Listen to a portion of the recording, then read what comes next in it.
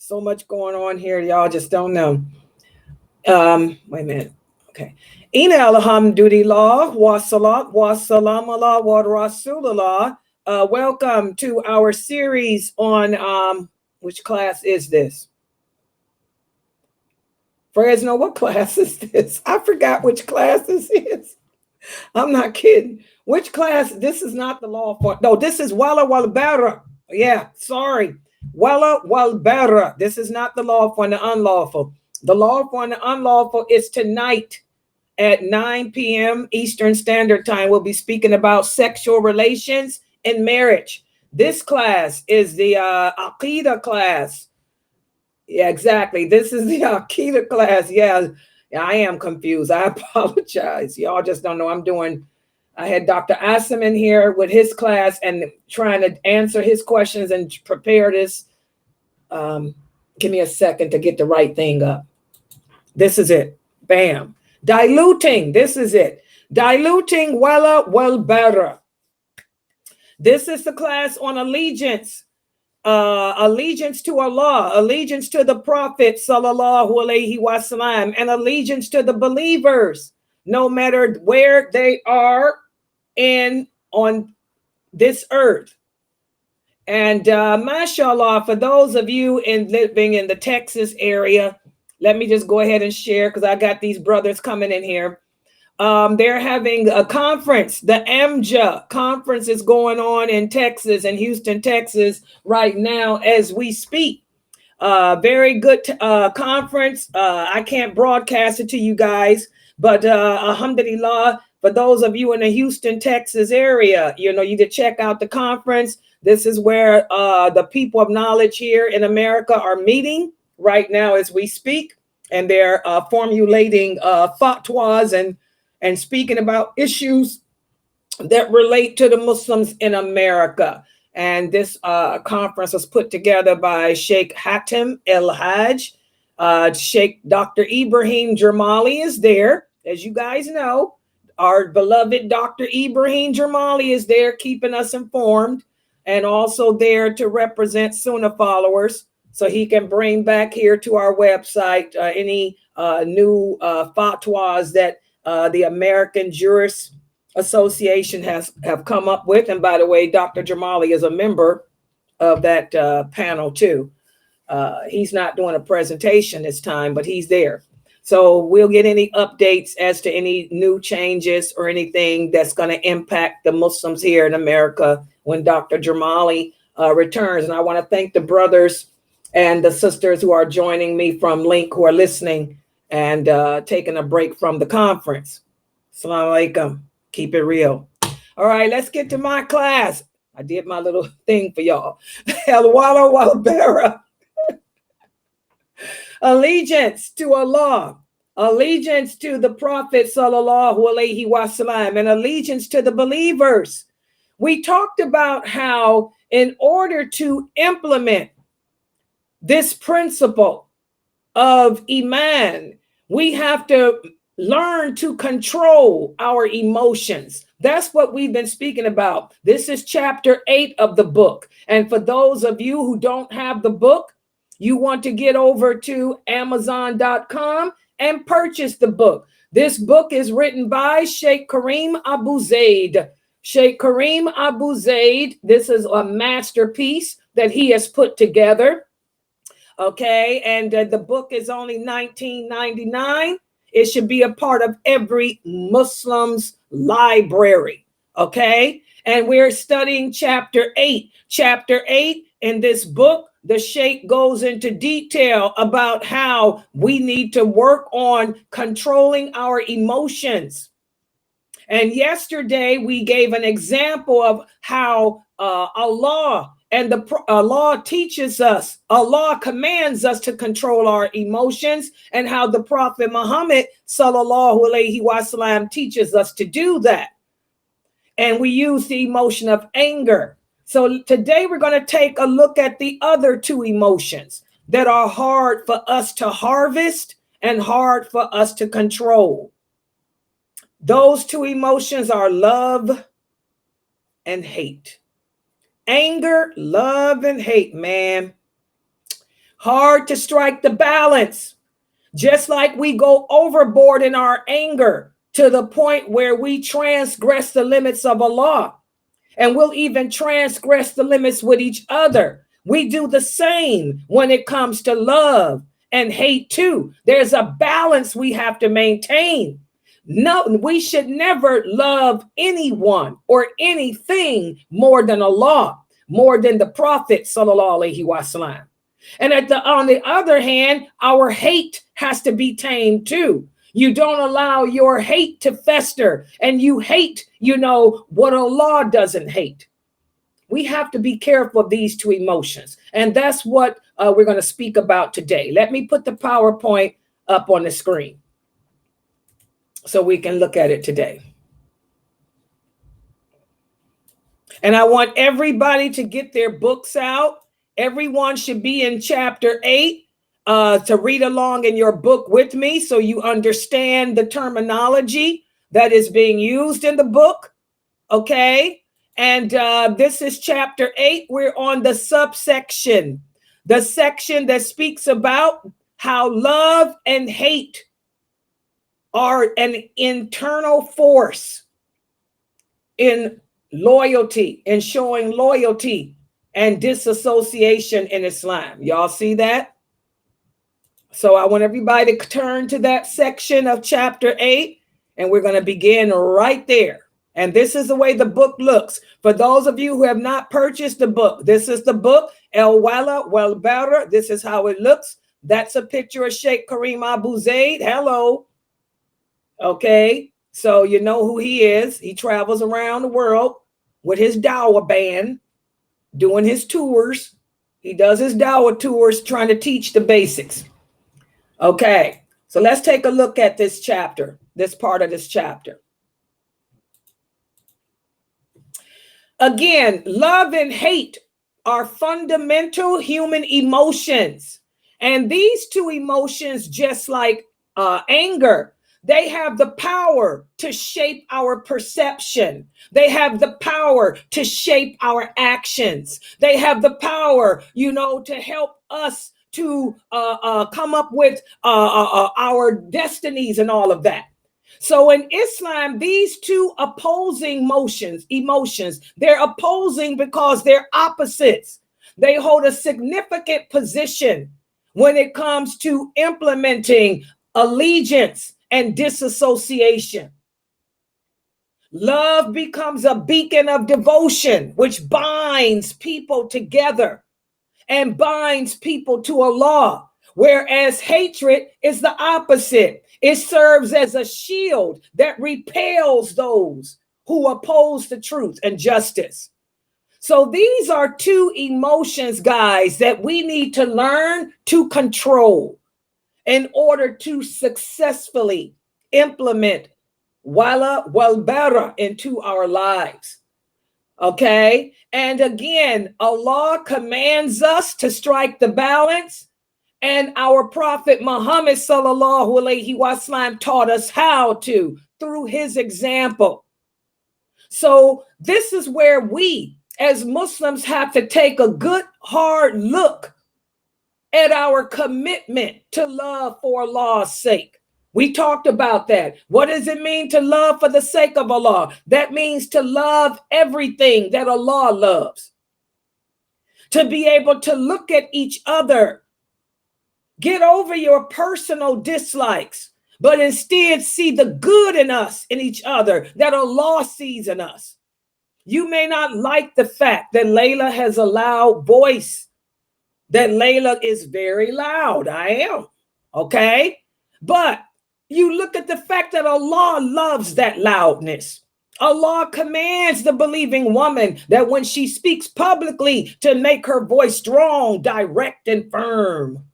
So you love me, that part of me, for the sake of Allah, because it's what Allah loves.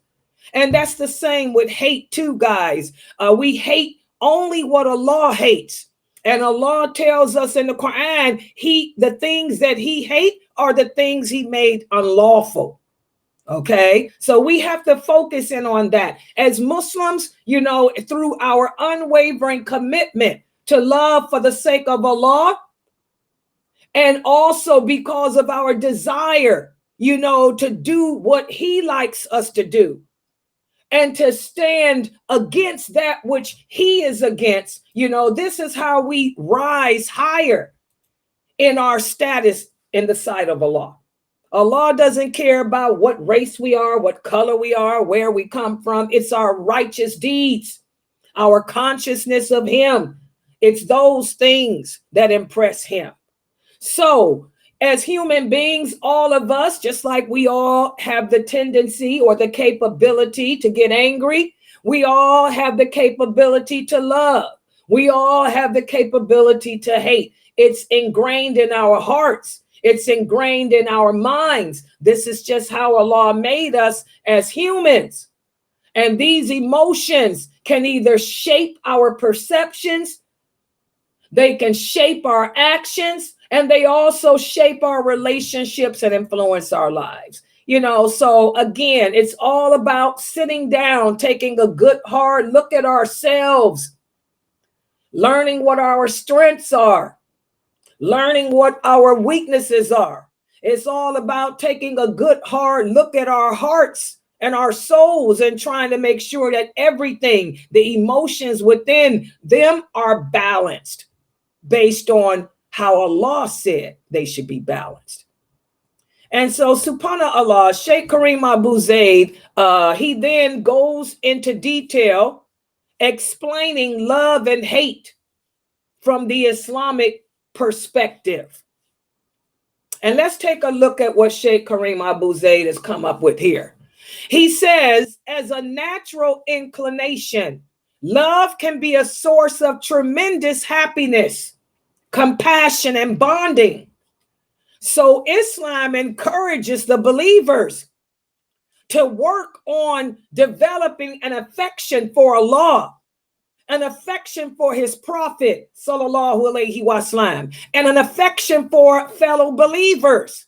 And not just that, but we should also learn to get along and have an affection for the entirety of Allah's creation. Okay? By developing this affection, it'll cause us to become united as a nation, and it'll also bring about feelings of empathy and compassion within us. Remember, we talked about how the Prophet sallallahu alaihi wasallam shared with the companions the story of the prostitute and the story of the man who both gave a dying dog on separate occasions water, because of the compassion that these two individuals separately showed, for this animal, who many consider one of the lowest animals on earth. Because of the compassion that they showed this dog, Allah chose to forgive them of their sins and allow them into paradise. So if we can cultivate, affection in our hearts, which is love, that'll cause us to be more empathetic. That'll cause us to be more compassionate in our dealings with the rest of Allah's creation. I really like how Sheikh Kareem Abu Zaid worded this. Okay. And on the other hand, he speaks about hate. Hate is the opposite of love. Hate can also be a powerful emotion. And in our way of life, Islam recognizes that there are circumstances in which hate is justified, such as if someone does an injustice to another of Allah's creation. We're supposed to hate that. If someone oppresses another of Allah's creation, we're supposed to hate that.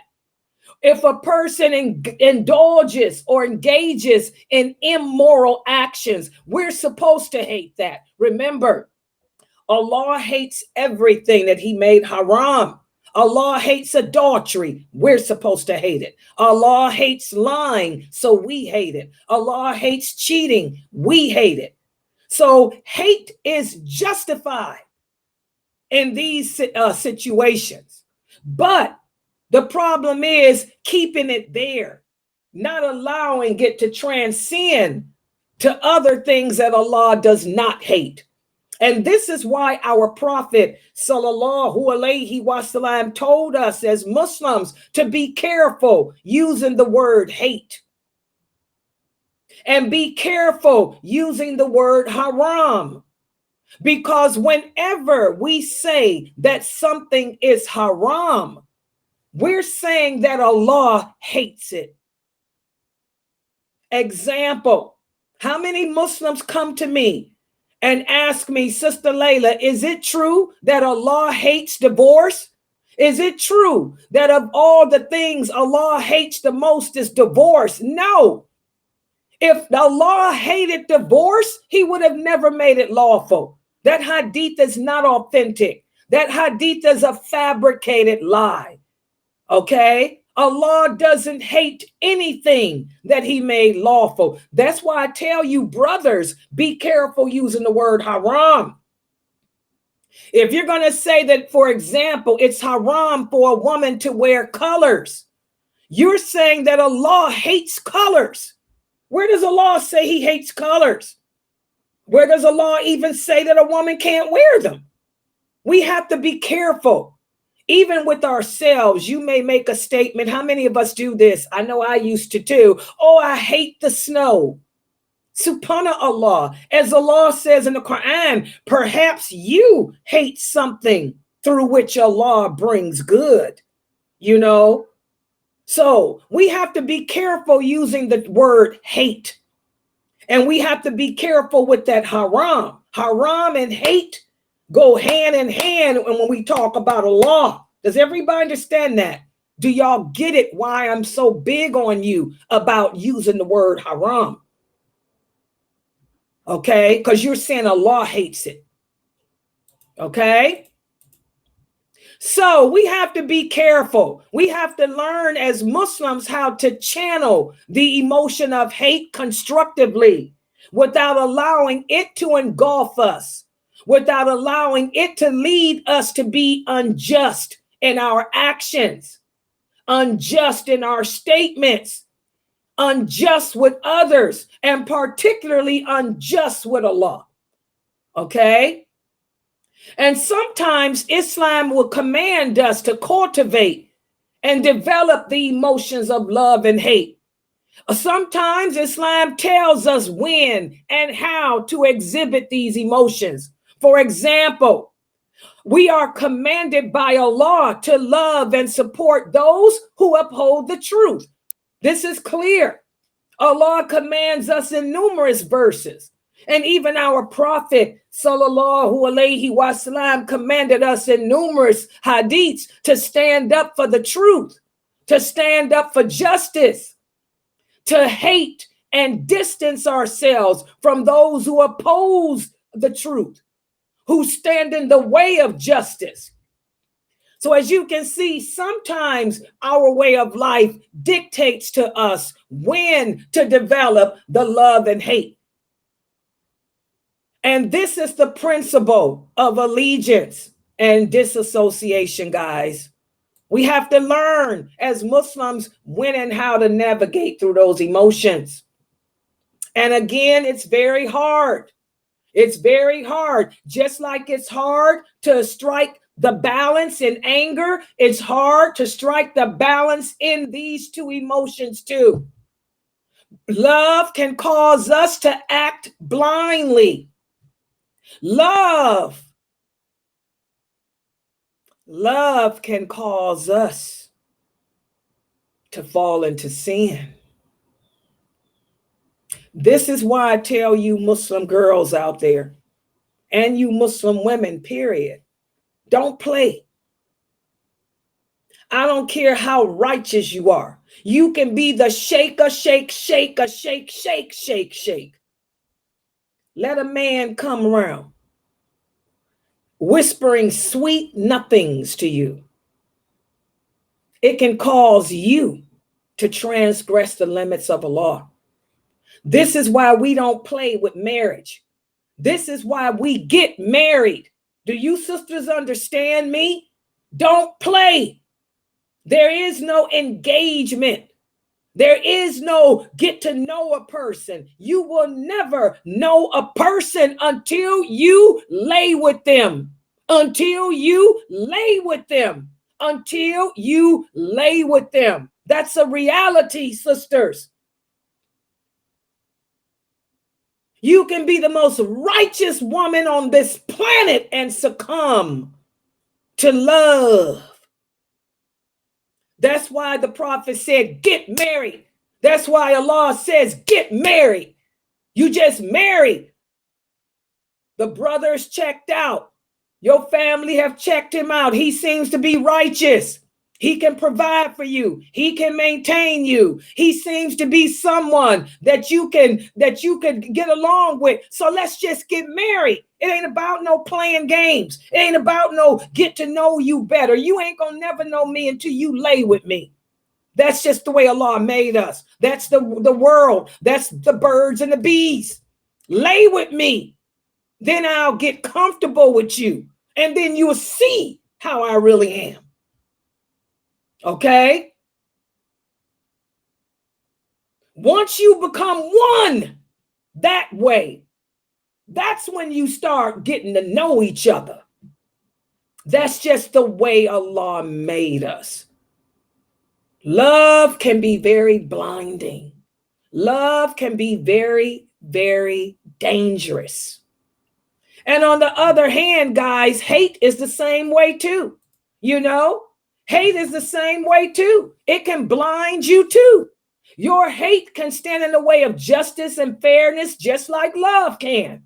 Your hate can cause you to transgress the limits of Allah, the limits of another Muslim, and all of that too. So the jihad for all of us is to learn how to harness love and hate. And how did Allah teach us to harness it? By putting it within His perspective. By putting these two emotions in the perspective of Allah. Learn to love what Allah loves and only love what He loves. Learn to hate what Allah hates and only hate what He hates. That's the only way we can strike that balance. That's the only way. If it's on a personal level, we're going to transgress. My personal hatred will cause me to transgress. My personal love for you may cause me to transgress, but I love you for the sake of Allah because I love the fact that you want to care for your family. I love the fact that you are a provider, you are a maintainer. This is what Allah loves about you. I love the fact that you perform your prayers, that you go to the mosque. This is what Allah loves about you. I love the fact that you're just and fair with all your wives. This is what Allah loves about you. You see that? I love the fact that you make sure that I am satisfied in every way, even physically. See that? When you love for the sake of Allah, that's true love. That personal stuff ain't true. True love is what Allah loves. Y'all understand that? And that way we don't transgress. The same with our hate.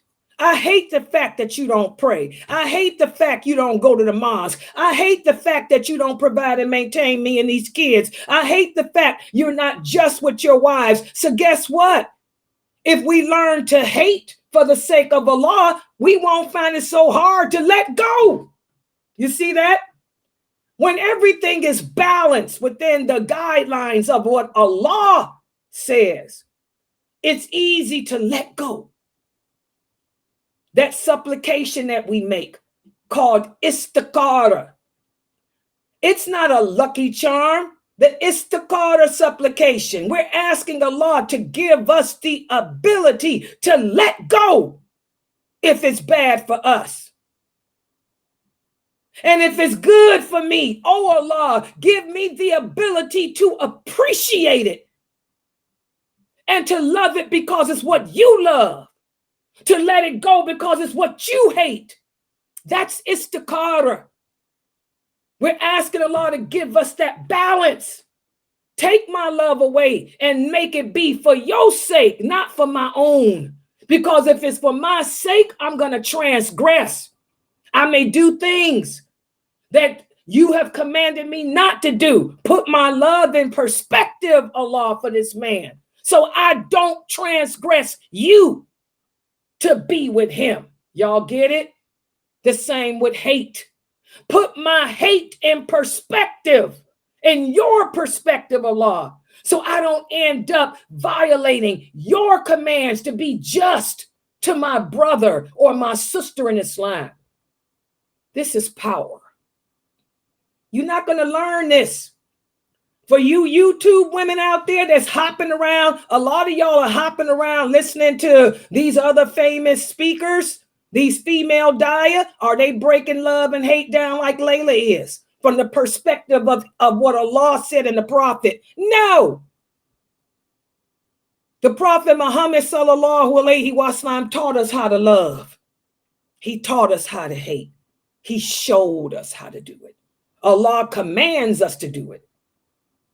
And the Prophet sallallahu alaihi wasallam taught us how. So this is something that we have to struggle to work with as Muslims, each and every one of us, to learn how to balance our love and hate the way Allah commands us to. And that's only by harnessing these two emotions for his sake and not for anyone or anything else. Okay, and next, what I like that Sheikh Kareem Abu Zayd speaks about here, he speaks about how Islam recognizes two categories of love. There are two categories of love. The first category is called innate love.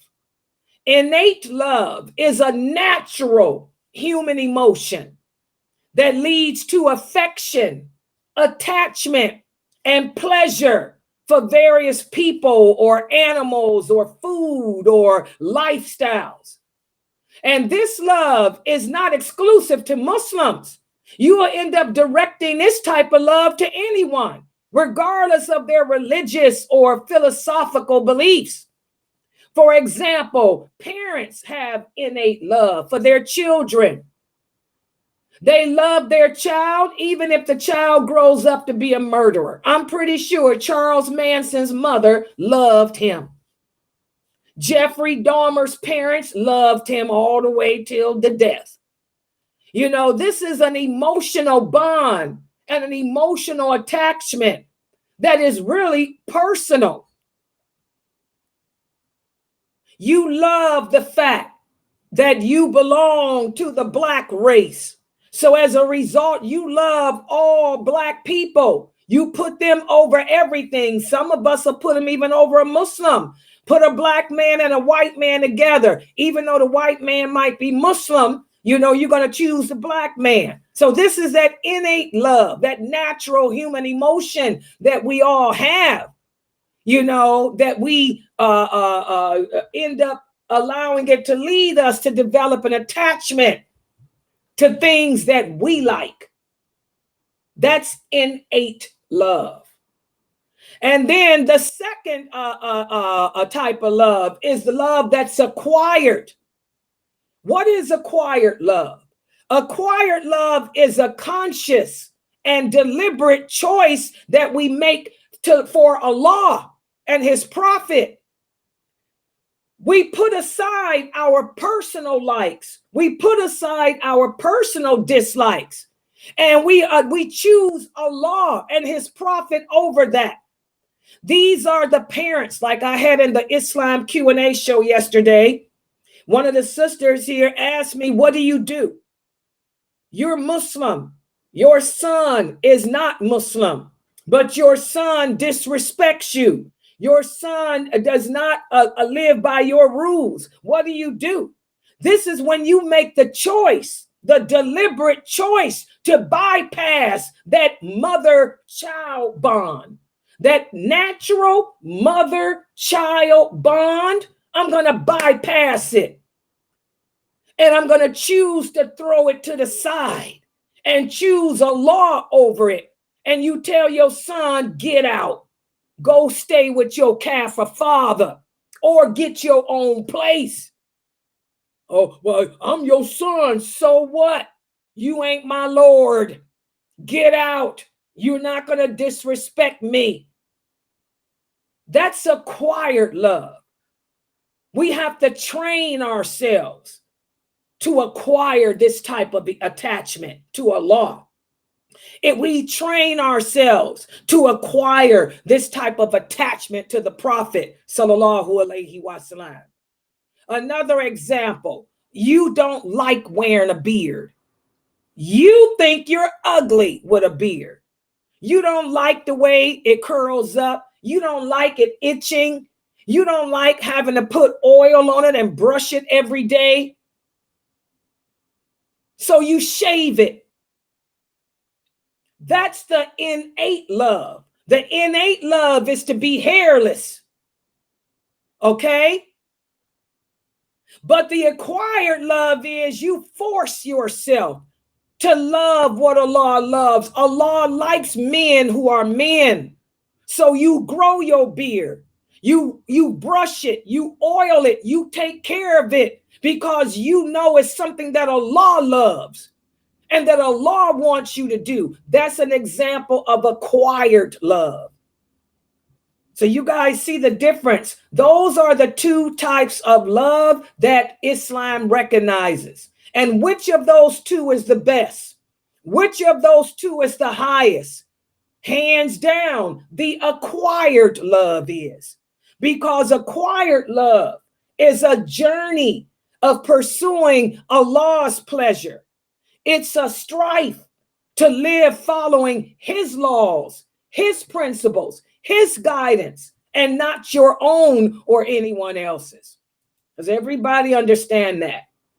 So acquired love serves a higher purpose than the inherent love because it emphasizes the strength of your iman. It emphasizes an increasing devotion to Allah, and it brings you closer to Him.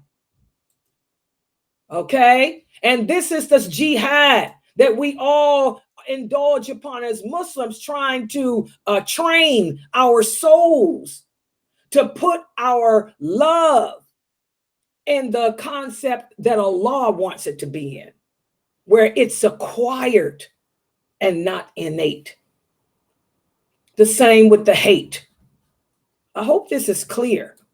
You know, and that's what Sheikh Kareem Abu Zaid is basically saying in this part of the chapter. Okay? Now, I'm going to stop here for today because this is a lot for everyone to consider. Innate love and acquired love. How do we balance love and hate? By putting them in the perspective that Allah puts them in. And how do we do that? By training ourselves to only love what Allah loves and to only hate what Allah hates. Put our personal likes and dislikes aside. So now I'm going to give you guys a quiz just to see how well you guys understood this, because this is a lot that we're covering. So this is why I'm doing this like this now. I'm giving y'all a little short lecture and following it up with a quiz. Let's look at the first question to see how many of you, especially my students in Zoom, were paying attention. Let's look at question number 1, and I'm going to call on you. You better have your answer ready when I call your name, because there ain't no sleeping in my classes. Sister Shamsa, Islam encourages us to cultivate affection for who or what? Go ahead, Sister Shamsa. Islam encourages us to develop affection or love for who or what? Go ahead, Shamsa. I told y'all I'm going to catch y'all with this cooking and talking on the phone instead of listening to my lectures. Y'all my students. And y'all not remembering these hadiths and stuff. Get on that mic. Yeah, now they all running, guys. They running to the computer. Sister Amira, mashallah, she doesn't have a mic here, so I can't call on her. Sister Yasmin and Brother Tariq, Islam encourages us to cultivate love or affection for who or what? Go ahead, Tariq and Yasmin. See, caught my students all off guard, didn't I? Ain't none of them listening to me. Rashida, Islam teaches us to cultivate affection or love for who or what?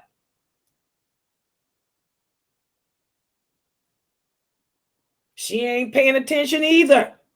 Rockmo, I'm going to go down this whole list. Rockmo, Islam encourages us to cultivate affection and love for who or what? Umi Barrel. Oh, there you go. Go ahead, Rockmo. For Allah, the Prophet, and the believers. MashaAllah, exactly. Islam encourages us to cultivate love for Allah, the Prophet, the believers, and what else? Is there one more thing she forgot? Good job, Rockmo. Did she forget something? Let me look on everything Allah loves. Okay. Yes, that's true. We can say that too. Yes. We can say that too. Good job, Tariq. Tariq is back. He got to the mic. Let me look on YouTube too. Let's see what y'all. Okay, good. Yeah, good job, Sakina. Yes, for Allah, for His Prophet, sallallahu alaihi wasallam, for the believers, and for the rest of His creation. Not just the believers too, but the rest of His creation. The animals, the plants. The hadith of the people that fed the dog the water. So also the rest of Allah's creation. Good job. Okay, let's look at the next question. Wake up, everybody. I was gonna add about the you said the rest of the people, meaning like the animals and stuff. Yes, the rest of Allah's creation. I said we should be kind to like animals because the Prophet, peace be upon him, said a good deed done to an animal is a good deed done to a human being, while an act of cruelty to an animal is bad as an act of cruelty to a human being. That's what I wanted to add. Good job, mashallah, to the creation. Good job. What about this? Question number 2. When it comes to the emotions of love and hate in Islam, the balance is found how? How do we strike the balance in our love? How do we strike the balance in our hate? That's what the whole lecture was about. Any volunteers before I start calling y'all out again? By only loving what Allah loves and only hating what Allah hates. MashaAllah, good job, Fatim. A good job. Exactly. The only way that we can strike the balance is by training ourselves to love what Allah loves and only hate what He hates. If we did that, we would never transgress Allah's limits. We would never transgress the limits with each other. And we would know when to hold and know when to fold, when to walk away. Just walk away. Hello. Good job. Okay, next question. We ain't got but a couple of more.